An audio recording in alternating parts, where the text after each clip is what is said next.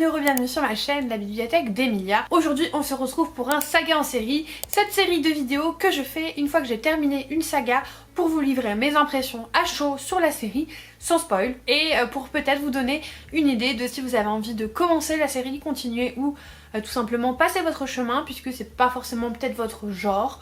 Voilà, j'essaye de faire une petite vidéo, elles sont jamais très longues, pour vous donner vraiment mes impressions, ce que j'en ai pensé, les pour, les contre, et puis après à vous de voir, à vous de vous faire votre propre idée. Mais aujourd'hui j'ai décidé de vous parler de la duologie All of Us Villains, donc avec le premier tome, le tournoi d'Hivernas, et le deuxième tome, La Malédiction des Sept. C'est écrit à 4 mains par Amanda Foody et C.L. Herman, et c'est publié chez Milan dans la collection Page Turner, donc young adulte hein, clairement. Il y a une différence de taille entre les deux, hein, je pense que vous pouvez le voir, puisque le premier tome fait 500 pages et le deuxième en fait 700. Ouais, il y a quand même une sacrée différence entre les deux. Vous ne voudrez pas, je garde que le premier tome en main parce que après c'est lourd, surtout comme c'est des belles briques et que c'est en relié. En fait dans All of Us Villains, on va se retrouver à Hivernas, qui est une ville à mon avis aux États-Unis, quelque chose comme ça, qui va accueillir à chaque génération le tournoi d'Hivernas. En fait ce tournoi il a été fait à la suite d'une malédiction envers les 7 familles les plus influentes qui contrôlaient la magie, et en gros chaque génération, une personne de la famille est tirée au sort ou est choisie hein, par le reste de sa famille et va combattre à mort dans un tournoi, et le vainqueur du tournoi va pouvoir accorder à sa famille la mainmise sur la haute magie pendant toute une génération. C'est donc hyper important pour les familles de choisir la bonne personne parce que sinon ils ont pas beaucoup de magie et c'est quand même pas très pratique. Alors ils ont quand même de la magie classique et élémentaire par des maléfices, mais la haute magie, la vraie magie pure qui permet de faire des choses un peu extraordinaires, celle-là elle sera réservée à une seule famille pendant toute une génération. Et donc c'est dans ce contexte qu'on va se retrouver à suivre plusieurs des personnes qui sont choisies pour participer à ce tournoi, notamment Alistair qui est le fils de la famille Lowe et qui a une espèce de réputation puisque la famille Lowe elle est connue pour être glauque, voilà, un peu gothique, un peu glauque, des gens un peu sanguinaires, voilà, des gens pas très sympas à côtoyer. C'est personnellement un de mes préférés, mais voilà, après chacun ses goûts hein. En tout cas c'est un des personnages qu'on va suivre. On a également Bryony qui est une jeune fille très courageuse, qui fait partie de la famille Thornburn, qui s'est préparée un peu toute sa vie pour ce combat. Vous avez aussi Isabella qui elle en fait a découvert que très récemment qu'elle faisait partie d'une des familles en fait qui fait partie du tournoi. Elle a vécu loin de son père toute sa vie et du coup elle se retrouve un petit peu propulsée par là. Bref, il y a d'autres personnages aussi, mais je préfère pas trop vous en dire parce que sinon ça donne des petites indications. Mais sachez que ce sont quand même les trois principaux quand même qu'on va suivre, c'est vraiment Alistair, Isabella et Bryony à mon sens. La découpe est pas forcément très égalitaire, vous avez un chapitre du point de vue de machin, puis après un autre, puis encore un autre, donc vous avez quand même certains points de vue qui remontent un peu plus souvent, notamment les trois que je vous ai cités. Après les autres sont importants aussi, mais je dirais que ça reste plus en surface notamment pour certains. C'est une saga qui va forcément faire un petit peu penser à Hunger Games mais avec de la magie, puisque le principe est quand même similaire, hein, c'est un tournoi, un vainqueur, voilà. Mais là on va du coup avoir des sorts, on va avoir des maléfices, on va avoir des malédictions, des incantations, des prophéties, voilà.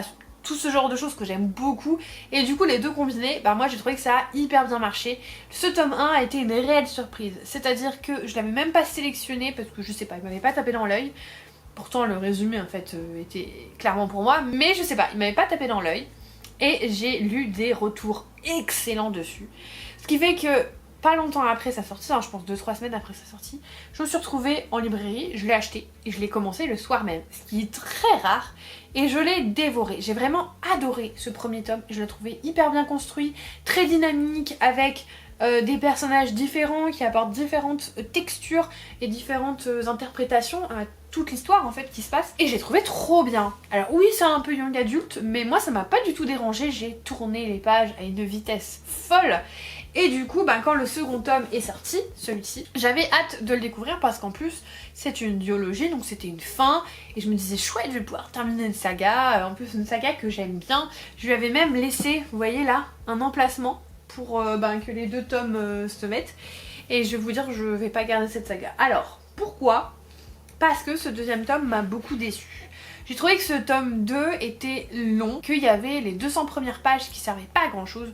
Toute la partie interview, pour moi, elle n'a pas lieu d'être, elle sert pas à grand chose.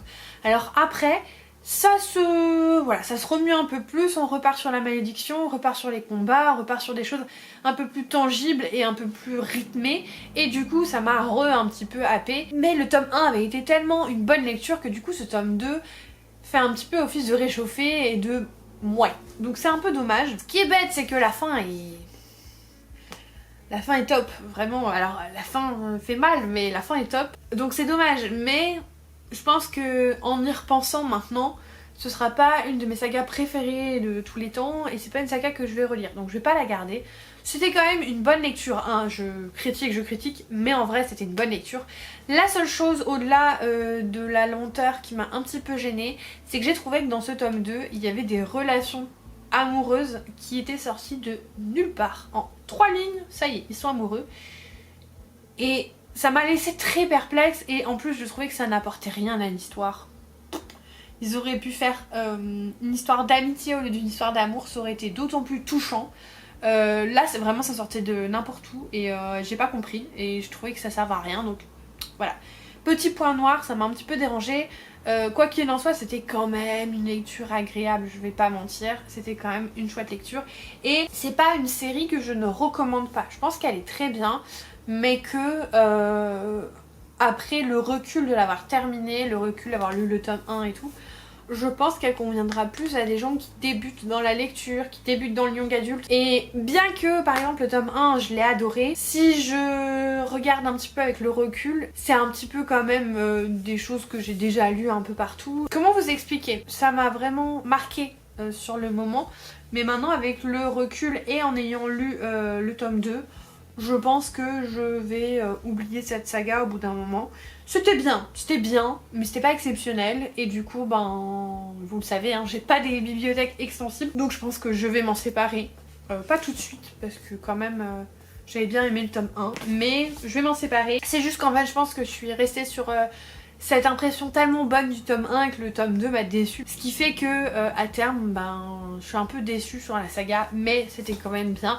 Et surtout si jamais vous débutez dans le young adulte ou dans la lecture, je vous la conseille parce qu'elle est très accessible, elle est rythmée, alors sauf le début du tome 2, mais bon, elle est très simple. Il y a des thèmes importants, il y a de l'action, il y a des retournements de situation, il y a des trahisons, voilà, c'est quand même une bonne œuvre, c'est une bonne œuvre, mais c'est pas une œuvre mémorable, c'est pas une œuvre dont je me souviendrai toute ma vie, donc voilà. Mais je vous la conseille quand même, si jamais vous l'avez pas vu. Je vous l'avais dit, hein, ce sont des vidéos courtes mais en même temps sans spoiler, c'est difficile de s'étendre trop non plus.